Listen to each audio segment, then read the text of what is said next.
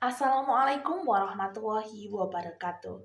Sugeng enjing Bapak, Ibu, saha para tamu ingkang kinurmatan. Alhamdulillah, puji syukur kita aturaken dumateng Gusti Allah Subhanahu wa taala. Awit saking rahmat, taufik saha hidayahipun kita saged makem paluwontening acara halal bihalal bani darmaji kanthi sehat walafiat lan ing swasana penuh kabagyan. Kagem buka acara ingkang kebak berkah punika, sumangga kita sami ndedonga kanthi maos surat Al-Fatihah. Mugi-mugi acara saged lumampah kanthi lancar lan pinaringan ridha saking Gusti Allah Subhanahu wa taala. Al-Fatihah. Amin amin ya rabbal alamin. Acara salajengipun maos ayat suci Al-Qur'an saha shalawat Nabi ingkang badhe dipun aturaken dening Muhammad Syarifuddin. Dumateng panjenenganipun kaparingi wekdal. Matur suwun sanget. Mugi dados amal saleh ingkang tinampi.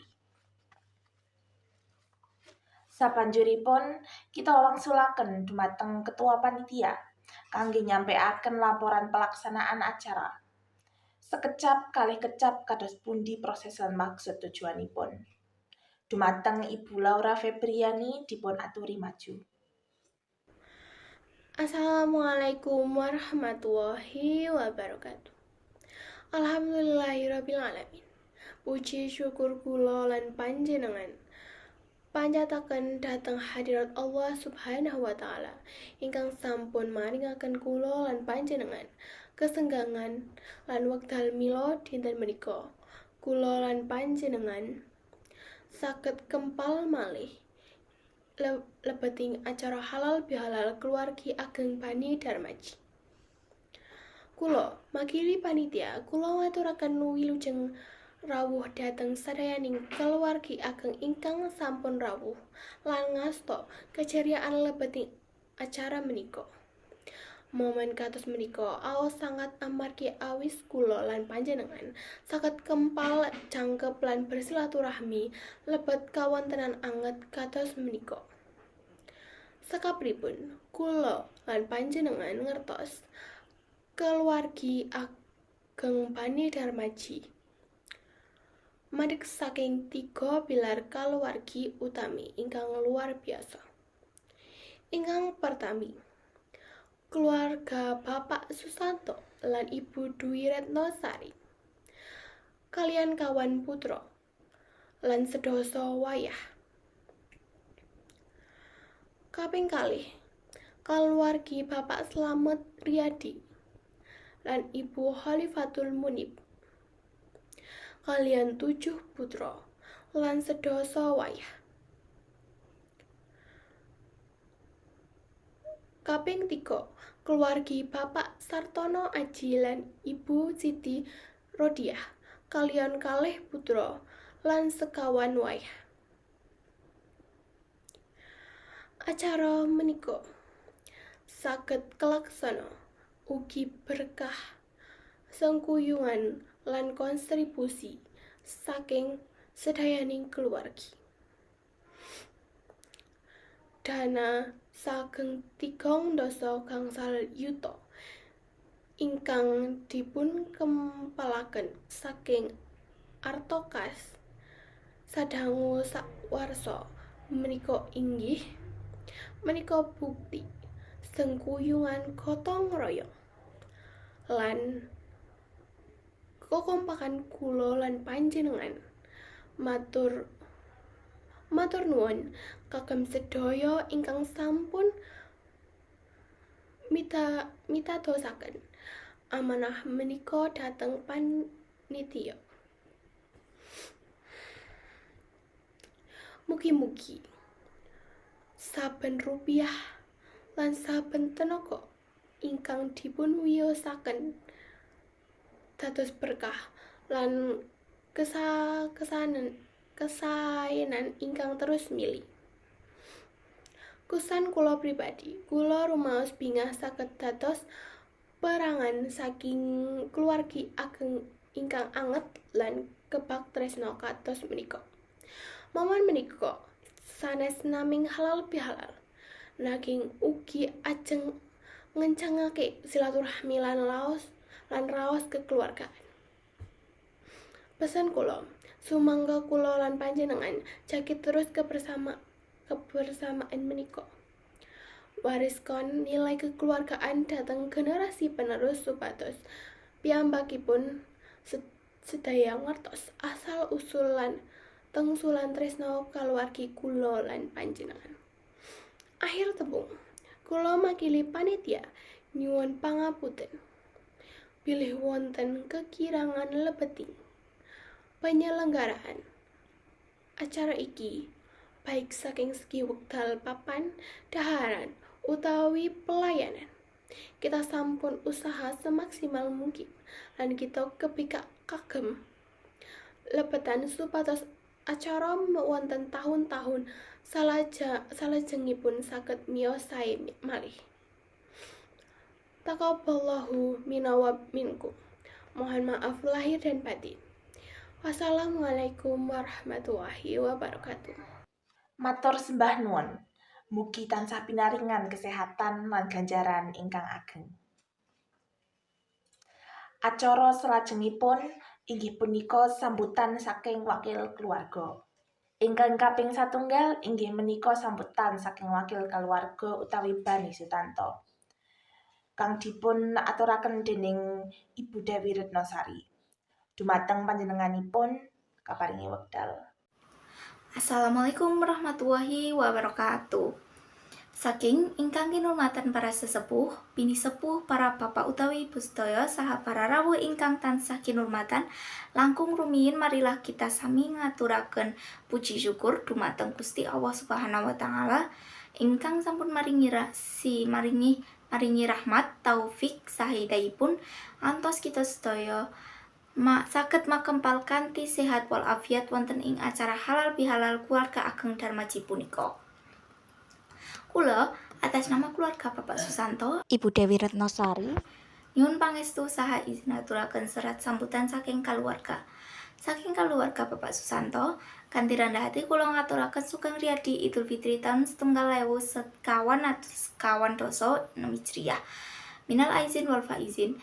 Nyuwun agungipun samudra pangapunten saha nyuwun tumrap pangestu mugi kita sedaya tansah pinaringan kawilujengan karaharjan saha kaluberan rahmatipun Gusti Allah Subhanahu wa taala. Wonten ing pundi halal bihalal punika boten namung dados ajang silaturahmi, nanging uga nggukuhaken paseduluran, rasa tresna lan manunggaling sedaya anggota keluarga. Mugi kados punika mawon menambilan utawi kahananan kita saben-saben kekancan lan paseduluran ing keluarga ageng Darmaji punika tansah lumaku rukun, ayem lan sakinah. Kula ugi ngaturaken panuwun sanget dumateng panitia saha sedaya pihak ingkang sampun nyenguyung lan ngatur acara punika kanthi sae. Mugi punapa ingkang sampun dipun upadosaken dados amal kebajikan ing ngarsanipun Gusti Allah Subhanahu wa taala. Pungkasan, bilih wonten tutur lampah utawi tindak tanduk kula ingkang kirang genging ing pakalih, kula nyuwun agengipun samudra pangapunten. Mugi Gusti Allah paring berkah dhateng kita sedaya. Wassalamualaikum warahmatullahi wabarakatuh. Sembah nuwun. Mugi dados pariget kekeluargaan lan silaturahmi sedaya. Ingkang kaping kalih inggih menika sambutan saking wakil keluarga utawi Bani Slamet Aryadi, kang dipun aturaken dening Ibu Khalifatul Munif. Dumateng panjenenganipun keparingi wekdal. Assalamualaikum warahmatullahi wabarakatuh. Ingkang kula hormati sadyaning keluargi Ageng Darmaji, ingkang kula tresnani lan kula bahagiakan. Kaping pisan, monggo kula lan panjenengan panjatkan puji syukur dumateng kehadirat Allah Subhanahu wa taala amargi inggil limpahan rahmatipun kula lan panjenengan sedaya. Sami saged kempol lebet acara halal bihalal puniki. Lebet kawotenan saras lan kebak kebahagiaan. Kula dumateng mriki mewakili keluargi Bapak Slamet Riyadi lan Ibu Diva. Ngaturaken minal aidin wal faidin, nyuwun pangapunten lair lan batos. Bilih lebeting pergaulan keluargi salami menika wonten sikap ngendaliken utawi lempahan kita ingkang kirang kersa, kula lan panjenengan sedaya nyuwun pangampunten ingkang seageng-agengipun. Halal bihalal kados menika inggih punika momen wigatos kagem mencengi wangsul tangsul silaturahmi ingkang mungkin sempet renggang amargi kesibukan utawi cara. Mugi-mugi kalian pepahingan menika sesabetan keluarga kula lan panjenengan sedaya saya kiyat, kompak lan kebak-kebak keberkahan. Ugi badhe ngaturaken matur nuwun inggih kebersamaan lan sambutan angkat saking sadyanipun pihak. Mugi-mugi keluargi ageng Darmaji tansah dilimpahi kesarasan rejeki ingkang berkah lan kawetenan keluargaan ingkang harmonis. Akhir tembung nyuwun pangapunten bilih wonten tembung-tembung ingkang kirang leres lebeting atur nika. Mugi-mugi acara menika tansah manfaat lan ngencengi raos kekeluargaan ing antawis kula lan panjenengan sedaya. Matur nuwun. Wassalamualaikum warahmatullahi wabarakatuh. Sembah nuwun, mugi dados pangiket kekeluargaan lan silaturahmi sedaya. Ingkang kaping 3 inggih menika sambutan saking wakil keluarga utawi Bani Sartono Aji ingkang dipun aturaken dening Ibu Indi Zumratul Hasanah. Dumateng panjenenganipun keparingi wekdal. Assalamualaikum warahmatullahi wabarakatuh. Ingkang kinurmatan Bapak, Ibu saha sedaya kulawarga ageng Darmaji ingkang kinurmatan lan kula tresnani. Sepisan semua kita panjatkan puji syukur dumateng Gusti Allah Subhanahu wa taala awit saking rahmat lan kanugrahanipun kita sedaya diparingi kesempatan kangge makempal sesarengan wonten ing suasana ingkang kebahagiaan lan berkah ing wonten halal bil halal keluarga punika. Kula minangka wakil saking keluarga Bapak Sartono Aji nyuwun pangapunten ngaturaken panuwun ingkang tan upami awit sampun dipunparingi pakurmatan kangge rawuh lan makempal wonten acara halal bil halal punika. Kula nyuwun estu ngaturaken taqabbalallahu minna wa minkum minal aidin wal faidin. Nyuwun agungipun pangapunten lahir lan batin. Wonten ing dinten suci punika nyuwun estu kula ngaturaken pangapunten ingkang ageng dumateng sedaya menawi wonten lepat khilaf utawi tumindak lan pangucapan ingkang kirang prayogi ing wekdal kepangker. Kula ugi nyuwun ngaturaken panuwun ingkang simeng pangebakti dumateng sedaya kaluwarga awit saking katresnanan, piwulang lan bimbingan ingkang tansah kaparingaken dumateng kula. Kula saestu remen lan ngraosaken syukur awit dipunparingi kesempatan kangge makempal lan bebarengan wonten acara punika. Minangka wakil saking kaluwarga Bapak Sartono Aji, mugi silaturahmi punika tansah kiyat rukun lan pinaringi berkah. Pungkasaning atur mugi kita sedaya tansah pinaringan yuswa ingkang panjang, sehat walafiat lan rejeki ingkang ageng supados saged makempal malih wonten ing kesempatan ingkang badhe teka. Wassalamualaikum warahmatullahi wabarakatuh. Sembah nuwun mugi dados pangiket kekeluargaan lan silaturahmi sedaya. Melebet acara inti inggih punika tausiah utawi khotbah agama saha doa panutup ingkang badhe dipunaturaken dening Ibu Haji Siti Rodiah. Dumateng panjenenganipun dipunaturi. Sang Hyang Widi lan para leluhur ingkang kinurmatan, ingkang sampun paringi berkah, pitulung lan pangayoman tumrap keluarga besar Susanto, Slamet Riyadi, saha Sartojo utawa Yoyo Aji. Ing dina punika kanthi rasa syukur lan asih kula nyuwun pangestu lan pangayoman saking panjenengan sedaya. Mugi keluarga tansah pinaringan rahmat, kesehatan, kebajikan, rukun, tentrem, saha kasembatan ing samubrang pangajap ingkang sae. Mugi roh para leluhur tansah pinaringan papan ingkang luhur.